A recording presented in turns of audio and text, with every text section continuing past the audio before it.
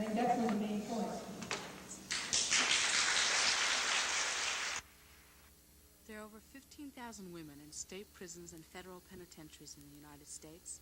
The largest of these, California Institution for Women, which incarcerates over 750 women, is the focus of this program. Most of the footage was shot by inmates at a conference sponsored by a prisoner group called the Long-Termers Organization in April of 1974. The title of this conference was Alternatives to Prison. Although many legislators and other important persons were invited, the majority of guests were community people and a small number of local press. This conference allowed the women at CIW to voice their feelings and thoughts to a large group of outsiders, hoping that someone would hear them.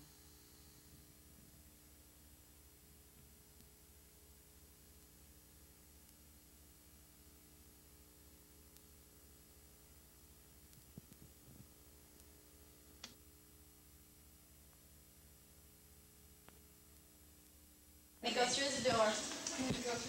And I'm going to get the releases from these ladies. If they don't want theirs taken, then we'll move them out. Ladies, we're going to be filming right here.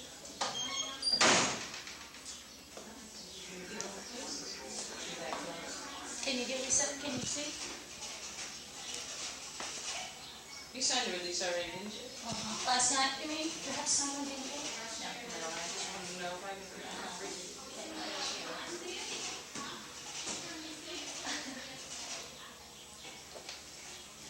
What? Thank you.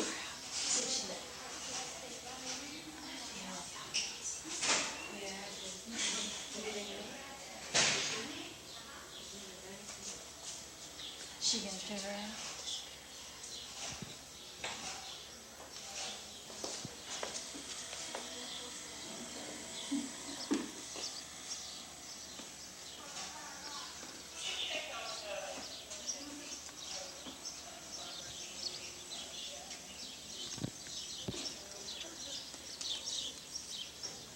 Should I keep walking or just hold it? Women's institution in particular. I mean, this as opposed to the men's institution, where you can look around this place and you can see there aren't any gun towers, there aren't anything. You know, we don't have bars on our cells. We just have, you know, solid doors and stuff. They're still pretty small, but it's just different. We can have TVs. We can dress in our own clothes. You know, and it's all part of that whole thing of head control. You know, this is the whole technique of women's prison, and we're more effectively controlled by our heads anyway. You know.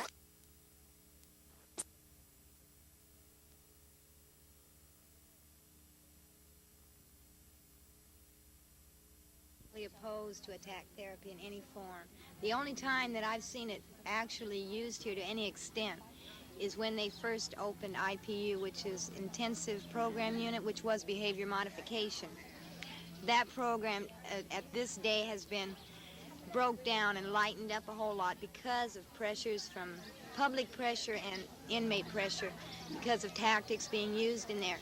You know, all it evolved in with people fighting, you know, trying to commit suicide. A lot of people cannot deal with that kind of a situation, and when you get a bunch of convicts together, generally what happens in that type of group is there are a couple of weaker women in it. Those women become the scapegoat of that group, and every day they are pressured and tore up. You know, they don't generally do it to anyone that has any strength because it's not going to work. And a lot of women take out all this hostility, man. They vent it out on one or two brides. That isn't going to do nothing about it. Right. They won't, you know, defend themselves. And these people, the ADM here, you know, they supported that type of program, you know. And like they were right out front saying what they were attempting to do was break down your behavior up to this point in your life and make it what they wanted it to be. Condition you, man, which is Nazi tactics, exactly. Just they used group instead of other forms of brainwashing. It's all it amounted to. What about you? And one of the hardest problems I have is when new commitments come in and they're asking, what do I have to take to the board? How long am I going to have? What does the sentence mean? And all, you know, questions like that, because people generally are really confused when they come in. And you can come in here on a sentence of 6 months to life. You can come in here on a sentence of 6 months to 15. You can come in on a 5 to life. You can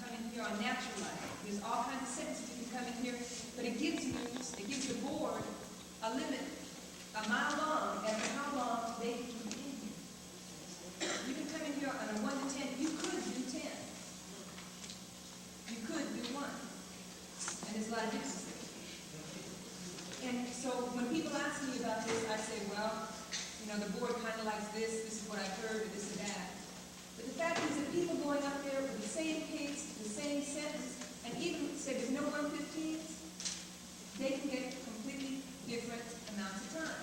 And how can you say it? Well, it's what moves the board did, right? This, and I've been, checking it up on the law. I decided I thought I would try to find out what limits there are by law on what the board can do with this. And I looked at the books, and there were no limits in the law, in the codes that establish the Women's Board of Terms and Control. There are no limits. It says that they can make stipulations when you go out on parole of whatever they feel is necessary. So women come into me and they say, it's stipulated I can't have my kids, and I don't have a child abuse charge. I don't have any charge with the children. They told me I cannot have my children. They said, they come into the law library and they said, they told me that I have to have a divorce when I go back, or they told me I better have one. Can they do that? Can they tell me I have to divorce my husband? I said, well, I doubt it's on the record that they told you that, but they probably very much, they want you to do that. And it's not legal. I mean, they can't order you to do it, but they can sure as hell say it and tell you that they may, look at you differently when you come back and you don't. So what type of arbitrary powers are these that we are under as soon as we walk in the gate, as soon as we leave the courtroom? The courtroom has a pretense that they have due process of law. There isn't any pretense.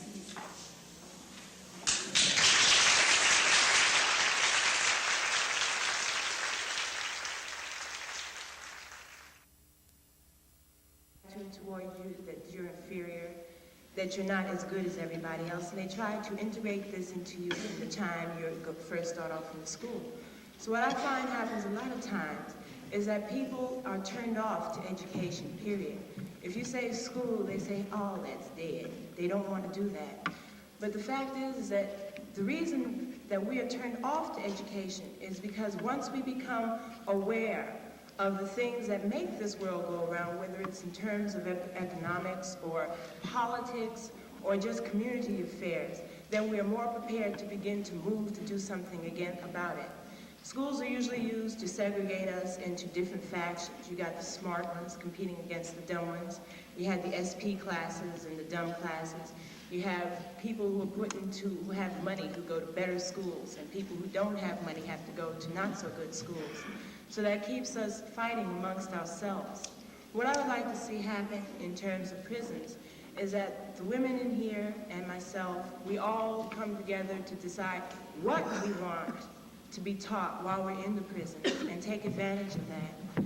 And then what we can use these skills, these taught skills, how we can take them back to the community, how we can use them in our communities where we are coming from. That's what I would like to see happen with education. Well, I think one of the main things that is needed is employment, other than the stereotype job for women, the secretary or so on and so forth, jobs that could, for sure someone could get a job in. And they could be highly trained and qualified. Whatever the job training programs that they do have here, man, they use obsolete machinery. When you get out, everything's outdated. You go to a job in, in the streets and try, for instance, in the federal joint, they have an IBM training program, which, really sounds right on. Women really get down with their machines, man, but when they get out, I've met several of them that have been in the federal joint that are here now, and they tried to get jobs out there, and they didn't know nothing about the machine because it was totally different from what they had been trained on. We need a lot of updated things. I think one of the best things that's happening now are the Santa Cruz workshops as far as educational things go, because there is a lot of trend towards women, and there's a trend towards politics. And I think that's important. I think it's important for women to stay out of here to understand why they're here, for those people to understand, what's creating the problems in society, why people are poor, not just because they're just don't have a job. There's more pressures than that, and that those things can be changed with a collective effort. Those are the things that I'd like to see people become more aware of. I think it's important, and it can be done, with people coming from the free world to do that. Do you have anything to say? The inmates that are, participating or that care at all about what's happening and that direction are really encouraged behind it. You know, they feel like they're really getting into something. They feel motivated and they have a little support. You know, they feel like these people that are coming in are sincere and trying to do something, and they start seeing themselves given a direction. I think that's the thing that most women in here don't have, because they don't have any direction and they don't have any real goal, because they have already feel defeated, totally defeated, and man, there's nowhere to go. You know, nothing else left but this place. And that's why the majority of women come back, because they can't relate to anything different. Advertising figure might do something for you. The first thing...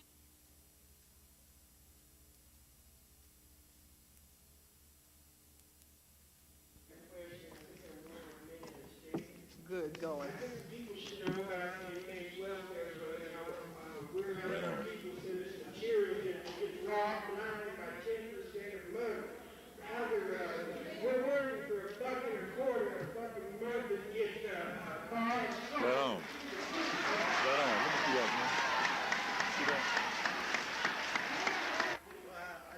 We need you at the outside here.